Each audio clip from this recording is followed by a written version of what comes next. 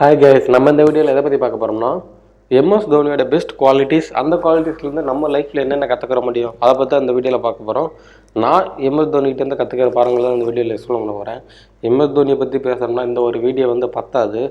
இந்த வீடியோவில் நான் கற்றுக்கிற சில பாயிண்ட்ஸ் சொல்கிறேன். எம்எஸ் தோனியோட லீடர்ஷிப் ஸ்கில்லை பற்றி அடுத்த வீடியோவில் பேசுவோம். இந்த வீடியோவில் ஜஸ்ட் அவர்கிட்ட இருக்க பெஸ்ட் குவாலிட்டிஸ் மட்டும் பார்ப்போம்.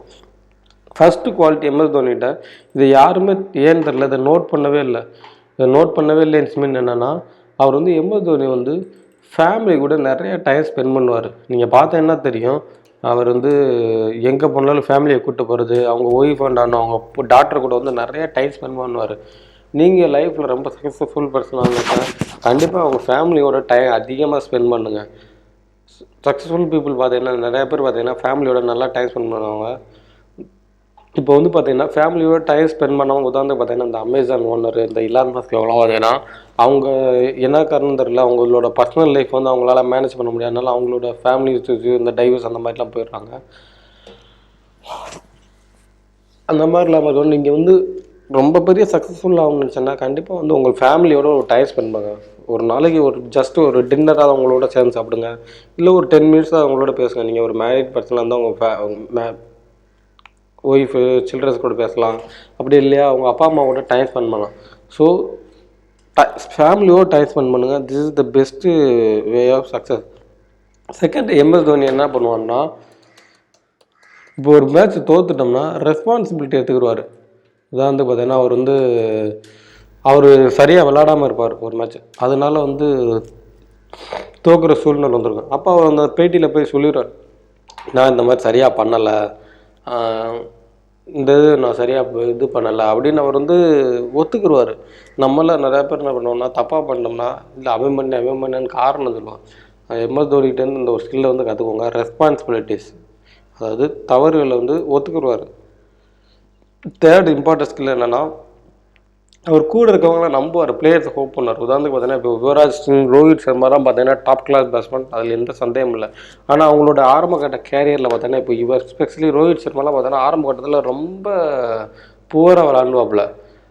டீம் மேனேஜ்மெண்ட்லேருந்து எல்லாமே அவரை தூக்க சொல்கிறாங்க. ஆனால் தோனி அவரை பிலீவ் பண்ணி அவர் மிடில் ஆர்டர்லேருந்து ஓப்பனர் ப்ரமோட் பண்ணார். அவர் இப்போ சக்ஸஸ்ஃபுல் பேட்ஸ்மேனாக இருக்கார். அதாவது தோனி என்ன பண்ணுவார்னா, ஒருத்தர் பிலீவ் பண்ணி நிறைய சான்சஸ் தருவார். அதாவது இதுக்கு நிறையா விஷயங்கள் பார்க்கணும். இது பிலீவ் பண்ணுறதுக்கு முன்னாடி அவங்களோட எல்லாத்தையுமே பார்க்கணும். ஓகேங்களா? அது நீங்கள் உங்கள் கூட இருக்கவங்களாம் நம்புங்க, பிலீவ் பண்ணுங்கள்.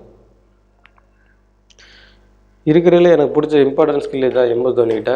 அவர் என்ன பண்ணுவார்னா, கடைசி வரைக்கும் போராடுவார்.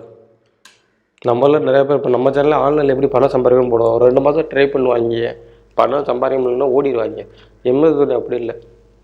மேட்ச் ஜெயிக்கிறப்ப தோக்குறப்ப இப்போ ஒரு பால் 10 பாலுக்கு 30 ரன் அடிக்கிறாப்புல இருக்கும், நிற்பாப்புல கடைசி வரைக்கும் நிற்பாப்புல. மற்ற மாதிரி பேட்டை தூக்கி கொடுக்குற அவுட் ஆகிட்டு போக மாட்டாப்புல, கடைசி வரைக்கும் போராடுவாப்புல, ஜெயிக்கிறப்ப தோக்குறப்ப. இந்த ஸ்கில்லை உங்கள் வாழ்க்கையில் வளர்த்துக்கிட்டேன்னா கண்டிப்பாக நீங்கள்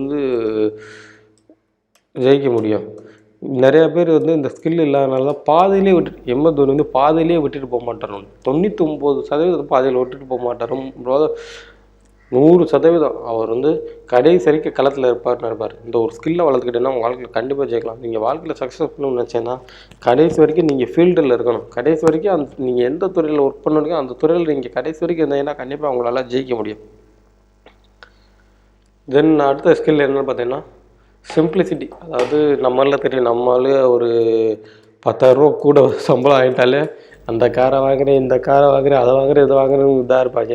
ஆனால் தோனி அவ்வளோ பெரிய உயரத்தில் இருந்தாலும் அவரோட சிம்பிளிசிட்டி, அதாவது ஒரு மேட்ச்சில் பார்த்தேன், பிளேயர்ஸ்க்கு வாட்டர் கேன் கொண்டு போய்க்கிருப்பார், அந்த மாதிரி அவர் பைக் அவரே சர்வீஸ் பண்ணிக்கிருப்பார். இந்த மாதிரி சிம்பிளாக இருப்பார், எளிமையாக இருப்பார். திஸ் இஸ் த சக்ஸஸ்ஃபுல் பீப்புளுக்கு இருக்க ஒன் ஆஃப் த ஹேபிட். இதை நீங்கள் ஃபாலோ பண்ணிக்கோங்க. அகெயின் ஒரு குவாலிட்டி இருக்குது. தோனியோட பேட்டிங் ஸ்டைல் பார்த்தீங்கன்னா டிஃப்ரெண்ட்டாக இருக்கும். அவர் பார்த்தீங்கன்னா யாரையுமே ஃபாலோ பண்ணலை, அவரோட தனி இதை தான் கொண்டு வந்தார். பார்த்தீங்கன்னா Sachin Tendulkar, professional Indian team cricket player, world top class batsman, number 1 rank getter, அதாவது 100ஸ்லேயே 100 அடிச்சவர் இந்த மாதிரிலாம் பண்ணுவார். அவரோட பேட்டிங் ஸ்டைல் பார்த்தீங்கன்னா ப்ரொஃபஷனலாக இருக்கும். ஆனால் தோனி பார்த்தீங்கன்னா அப்படி கிடையாது, ப்ரொஃபஷனல் கிடையாது.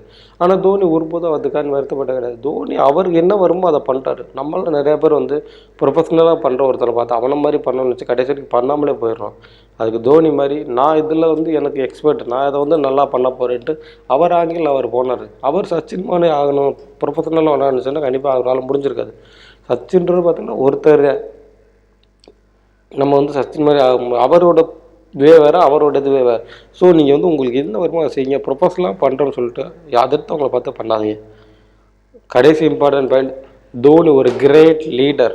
இது எல்லாத்துக்குமே தெரியும். தோனியோட லீடர்ஷிப் ஸ்கில்லை பற்றி அடுத்த வீடியோவில் சொல்கிறேன். ஏன் தோனி கிரேட் லீடர்னு நிறைய எக்ஸாம்பிள் சொல்லலாம். ஒரு சின்ன எக்ஸாம்பிள் சொல்கிறேன். தோனி வந்து ஒரு லீடர் எப்பயுமே தோல்வி வந்து, அதாவது ஒரு மேட்ச் வந்து இந்தியா தோத்துருச்சுன்னா தோனி போய் என்னால் தான் தோத்துருச்சுன்னு சொல்லுவார். ஒருவேளை இந்தியா ஜெயிச்சிருச்சுன்னா இந்த பவுலர் நல்லா பவுல் பண்ணார், அந்த பேட்ஸ்மேன் நல்லா பேட்ஸ் பண்ணார், அதனால தான் இந்தியா ஜெயிச்சிருச்சுன்னு சொல்லுவார். இதுதான் ஒரு லீடருக்கு இருக்க பெஸ்ட் குவாலிட்டி. தோல்வியை ஒத்துக்கிறதும், ஜெயிக்கிறப்ப அந்த டீம் தோற்கும்போது என்னால் தான் தோத்துச்சுன்னு சொல்கிறதும், ஜெயிக்கும்போது எங்கள் டீமால் தான் ஜெயிச்சிச்சுன்னு சொல்கிறது தான் பெஸ்ட் லீடர்ஷிப் குவாலிட்டி. நெக்ஸ்ட் வீடியோவில் இதை பற்றி பேசுகிறேன். எம்எஸ் தோனிகிட்ட இருக்க ஸ்கில்லை பயன்படுத்தி நீங்கள் லைஃப்பில் ஜெயிக்கணும். ஏன்னா கண்டிப்பாக அந்த வீடியோ ஃபுல்லாக பாருங்கள். நான் வந்து இந்த இதெல்லாம் பார்த்தீங்கன்னா எம்எஸ் தோனிகிட்ட கற்றுக்கிட்ட பாருங்கள். ப்ளஸ் வந்து நான் ஒரு புக்கு படித்தேன், எம்எஸ் தோனின்னு செம்ம புக்கு. அந்த புக்கோட லிங்கை கீழே டிஸ்கிரிப்ஷனில் கொடுக்குறேன். நீங்களும் உங்கள் டைம் இருந்தால் படிங்க. எம்எஸ் தோனியை பற்றி அந்த புக்கில் ஏகப்பட்ட விஷயங்கள் சொல்லியிருக்காங்க. இந்த மாதிரி செல்ஃப் டெவலப்மெண்ட் இன்ஃபர்மேஷன்னா கண்டிப்பாக நம்ம சேனலை ஃபாலோ பண்ணுங்கள். என்னுடைய அப்கமிங் வீடியோஸில் லீடர்ஸ்க்கு குவாலிட்டி, எம்எஸ் தோனியோட லீடர்ஸ்க்கு குவாலிட்டி போகிறேன். ஸோ கண்டிப்பாக எக்ஸ்பிளைன் பண்ணுங்கள். நான் இந்த சொன்ன விஷயங்கள் தவிர்த்து நீங்கள் எந்த விஷயங்களை அப்சர்வ் பண்ணீங்களோ அதை இந்த வீடியோக்குள்ளே கமெண்ட் பண்ணுங்கள், நானும் பார்த்து தெரிஞ்சுக்கிறேன்.